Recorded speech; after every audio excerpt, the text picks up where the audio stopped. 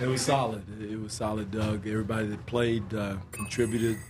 I thought our disposition was good. We talk about that a lot. Guys coming out and playing with confidence, playing with swagger. We did that.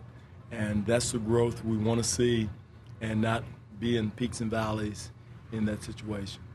In the fourth quarter, when they played zone, you went to probably your best offensive unit.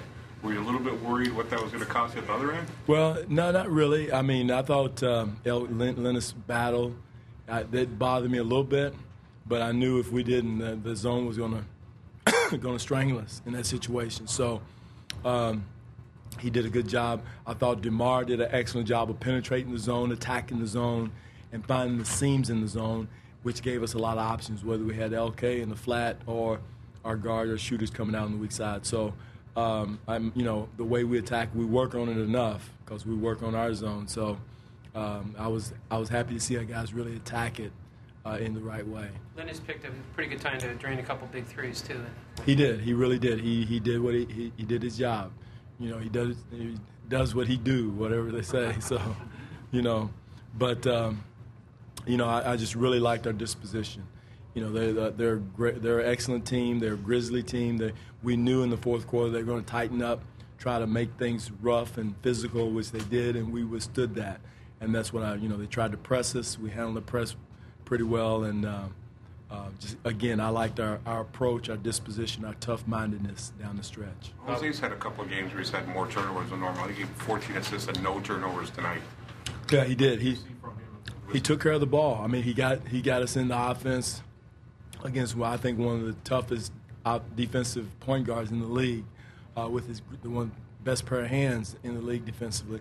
So Jose did a good job handling that type of pressure. 2 nights ago, you were saying that pride was an issue with the defensive effort. What kind of bounce back effort was this in this? I thought we had a good bounce back. I thought the guys took it to heart.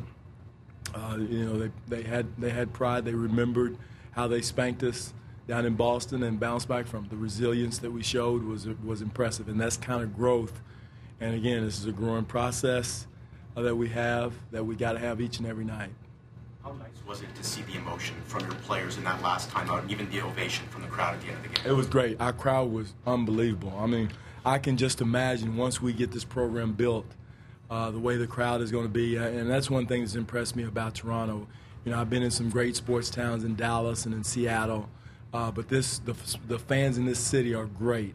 I mean, they love sports, they know sports, and I was really, like I told the guys, once we get this thing going, once we get it built the way we want it to be built, we're going to have the best fans in the NBA, and just tonight showed it, and I think we'll have a hot building on Sunday. Did you remind them that the Celtics went into overtime last night? Because that was your quite a few times, right? First quarter. Eric, quite a few times. Keep running, keep pushing it. All we had to do, though, we had bad spacing in the first half. I think we had 6 turnovers in the second quarter because we were pushing it, but our spacing was bad on the break.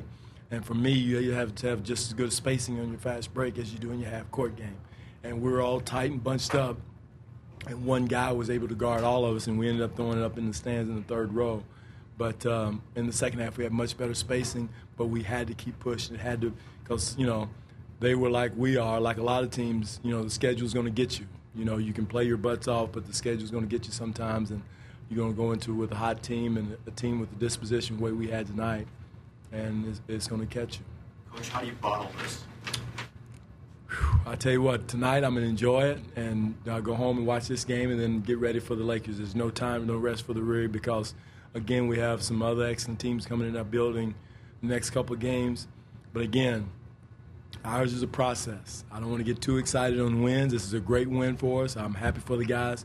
But, it's a continual learning. We made a lot of mistakes tonight defensively and some mistake offense. We want to learn from those as we go forward.